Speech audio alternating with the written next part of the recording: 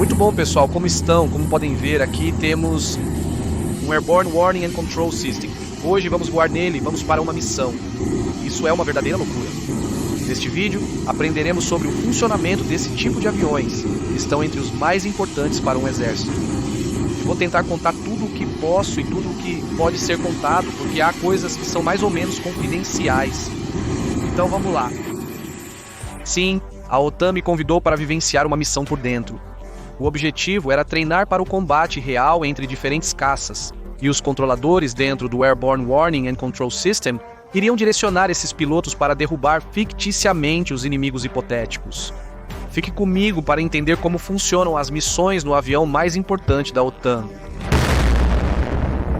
Apesar do que se tende a acreditar, hoje em dia o mais importante não é ter o caça mais manobrável.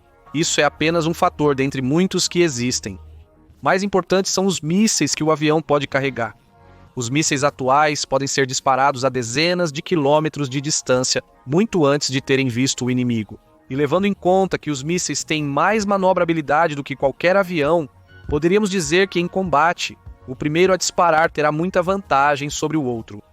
Por este motivo, os radares dos caças são uma das prioridades de melhoria em qualquer projeto atual, para detectar o inimigo mais cedo. Logicamente, quanto maior o radar, maior será seu alcance. O problema é que os aviões de combate devem levar o radar em seu nariz e, portanto, o tamanho deste está muito limitado. Aqui é onde aparecem as aeronaves de alerta antecipada e controle aerotransportado, ou, de suas siglas em inglês, Airborne Warning and Control System, que se encarregam de detectar inimigos e também controlar o espaço aéreo de aviões militares. Nesta categoria temos aeronaves como o Beriev A-50 russo, o C-2 americano, para serem implantados em porta-aviões, o Kamov K-30 e um russo também para implantação de porta-aviões. E claro, o Boeing E-300, conhecido como Airborne Warning and Control System.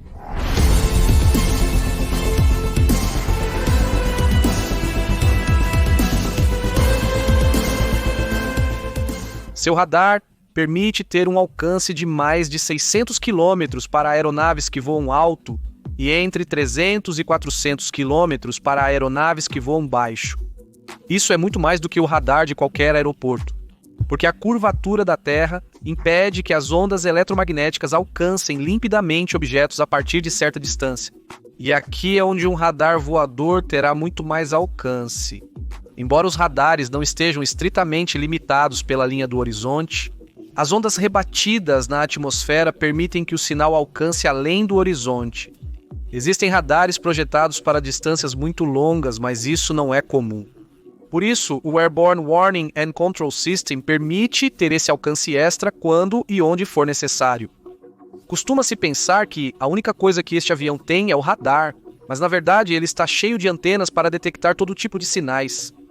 Esta aeronave é uma modificação de um Boeing 707, o primeiro avião comercial americano a jato, desenvolvido nos anos 50, com o Boeing 707 já operando nos anos 60, a Força Aérea dos Estados Unidos começou a procurar um substituto para o Lockheed I-121, o avião de alerta e controle que estava em uso pelo Exército dos Estados Unidos da América naquele instante.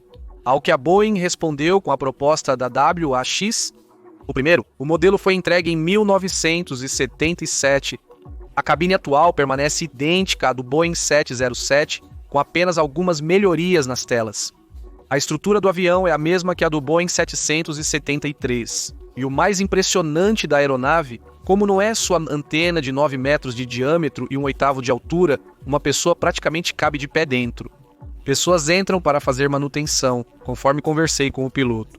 A antena foi projetada para não gerar peso sobre o avião em velocidade de cruzeiro, ou seja, gera força de sustentação suficiente para cancelar seu próprio peso. E, por seu design, limita a aeronave ao número de Mach até um máximo de Mach 0, 76. Pode ser alcançado com o Airborne Warning and Control System, porque senão podem começar a gerar ondas de choque na parte interna do suporte da antena. Já que, se você observar, é realmente como uma tobera, onde o ar vai acelerar no meio. Caso sejam geradas, essas ondas de choque impactariam agressivamente o estabilizador vertical, podendo gerar problemas. Essa aeronave ganhou a capacidade de reabastecimento em voo, algo que eu não tive o prazer de fazer. A princípio, sim, iríamos fazer, mas nos informaram sobre o cancelamento devido ao mau tempo. Quando isso acontece? O clima está turbulento no avião, que enfrenta muita instabilidade. E isso é porque o piloto, o do Airborne Warning and Control System, está o tempo todo dando mais potência ao motor, retirando potência para tentar engatar a mangueira do avião de cima. Essa é uma clara diferença entre o Airborne Warning and Control System e outros aviões, como os caças. O Airborne Warning and Control System possui muita inércia. Isso indica que quando aumentam a potência, o avião começa a responder e acelerar. Nos disseram que demora cerca de 7 segundos, é muito tempo. Por essa razão, o reabastecimento em voo é super complicado e sempre que o fazem, a situação fica tensa. Neste vídeo, você pode ver um incidente ocorrido durante o reabastecimento de um Airborne Warning and Control System.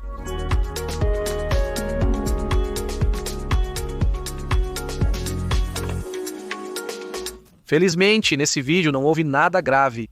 Dentro, alguns saíram voando e houve feridos por golpes, mas nada sério. A grande inércia do avião ao responder aos motores é principalmente por ser um avião tão grande. Mas em particular também pela antena, que gera muito arrasto.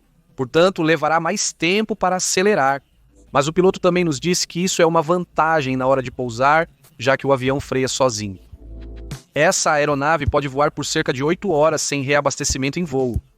Porém, o mais intrigante deste avião está no seu interior. Vamos ver o que todos os tripulantes fazem para que você entenda por que este avião é um dos mais importantes que um exército pode ter. Os membros da tripulação podem ser divididos em 2 grupos: os que cuidam do voo, Flight Deck, e os que cuidam da missão, Mission Crew. Além disso, temos eles organizados da frente para trás do avião, então vamos percorrê-lo nessa direção. E vamos explicar o que cada pessoa faz. Para te orientar, vou mostrar neste esquema onde estamos a todo momento do avião visto de cima. Em primeiro lugar, como em todos os aviões, temos o comandante sentado à esquerda e um copiloto sentado à direita. Por ser um avião antigo, possui um navegador e um engenheiro responsável por verificar os parâmetros do motor. Hoje em dia, o navegador já não é mais necessário, mas o engenheiro de voo ainda é. Mas atenção, porque aqui está a informação para o engenheiro de voo, que de fato o engenheiro de voo está aqui, é americano. E bem, ele estava me contando que na verdade este tipo de aviões ainda usa engenheiro de voo porque não é rentável mudar todo o sistema do avião. Para que os sistemas analógicos passem as informações para um computador custaria muito dinheiro. Então, eles continuam usando um engenheiro de voo, que no final lê principalmente os dados do motor. Bem, todos os outros membros da tripulação estão dentro da equipe de missão. Primeiramente, há 2 técnicos de sistemas e comunicações. Estes aqui estavam cobertos com cortinas, mas, como verá nos outros, eles tinham cadeira e computador. Bem, esses são responsáveis por resolver qualquer problema que possa surgir nas comunicações e nos sistemas do avião. Depois, seguindo para trás, encontraremos a primeira fila, onde temos os operadores de vigilância. São 3. O Airborne Warning and Control System não é apenas projetado para detectar aeronaves, mas também pode detectar alvos em terra e alvos no mar.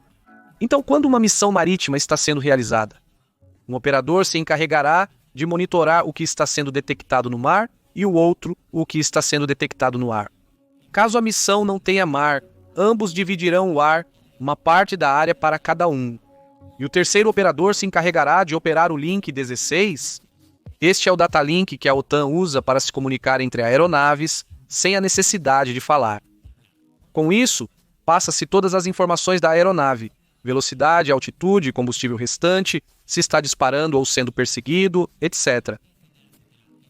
Isso permite que os controladores enviem tarefas para os aviões, sabendo se eles poderão realizá-las. Por exemplo, se um avião não tem combustível suficiente, você não vai pedir para ele interceptar outro avião inimigo, pois não será capaz. Agora passamos para a próxima área, onde temos a equipe de armas que será responsável por ser. Os controladores de tráfego aéreo dos aviões de combate desempenham as mesmas funções que um controlador de tráfego aéreo civil, com uma pequena diferença. Controladores civis separam aeronaves para garantir espaço entre elas. Os membros da equipe de armas, conhecidos como controladores de interceptação, são responsáveis por unir as aeronaves. porque o que eles fazem é levar seu avião de combate até o avião de combate inimigo. Então, sabendo a trajetória que a aeronave inimiga está tomando, ou se há aviões civis por perto, serão dadas instruções ao caça para evitar os aviões civis e encontrar o inimigo. Das 6 pessoas que compõem a equipe de armas, uma delas será a responsável por todas as outras, e é a que se chama alocador de caças. Em seguida, passamos para os diretores táticos, que dependendo da missão, pode ser que vá apenas um ou que vão 2. Eles reportam ao centro de operações se viram algo relevante. Imagine que eles avistam um grupo de bombardeiros voando informação para algum destino. Os responsáveis por avisar a Terra seriam eles. Em geral, eles são responsáveis por toda a missão. Na próxima fila temos o controlador de vigilância e o controlador passivo. O primeiro converte os critérios para identificar aeronaves em parâmetros compatíveis com o sistema de identificação automática do avião. Em uma missão de busca por bombardeiros inimigos, os parâmetros do radar são ajustados para procurar aviões grandes, já que os bombardeiros geralmente têm esse porte. Isto é um exemplo extremamente simplificado para que se entenda. E o controlador passivo se encarrega de perceber se há algum sistema que está rastreando a aeronave. Isso é feito com os sensores que o avião possui nas laterais, traseira e dianteira. Mas atenção, porque não só se encarrega de saber se algo está detectando, mas também de saber o que especificamente está detectando. Com uma vasta base de dados e experiência do operador, são capazes de saber, de acordo com a onda que está chegando, se o que está detectando é um radar terrestre, um radar de um navio ou um radar de um avião. E além disso, saber qual avião específico é apenas pelas características da onda recebida. E uma vez que se sabe qual avião é que está detectando, será tomada uma decisão ou outra? Afinal, ser detectado por um MiG-20 e um não é o mesmo que por um Sukhoi 35, já que as capacidades desses 2 aviões são muito diferentes. Essa informação o controlador passivo passaria para o diretor tático e este decide o que fazer. Por exemplo, se estiver rastreando um Sukhoi 27 inimigo, o diretor tático analisará quão perigoso é permanecer na área e verá quão importante é a missão que estão realizando. Se estiver fazendo algo vital, vale a pena continuar operando mesmo sob risco de um míssil de um Sukhoi 27. Caso o que esteja detectando seja um sistema terrestre, é possível triangular sua posição, recebendo sinais em diferentes períodos de tempo. Uma vez que você sabe que o que está tentando detectar é um sistema terrestre, você saberá que sua posição não vai mudar e, portanto, será possível triangular e saber dessa forma onde está. Perguntei ao controlador de voo o que ele menos gostaria que eu rastreasse enquanto estivesse no avião. Bem, a resposta dele foi que, sem dúvida, um caça, porque de um sistema antiaéreo móvel você pode fugir, de um navio também, mas de um caça é complicado. Principalmente considerando que esta aeronave, o Airborne Warning and Control System, só tem uma defesa aérea, o tempo. Devido ao seu radar potente, ele detecta aeronaves inimigas se aproximando e pode manter uma distância segura. Se um míssil for disparado, seria detectado rapidamente e o avião se afastaria. Ele não tem chafe, nem flares, nem absolutamente nada. E por último, temos o técnico de radar, que é responsável pelo radar. Verificar se todos os parâmetros vitais estão corretos, superaquecimento, potência adequada, etc.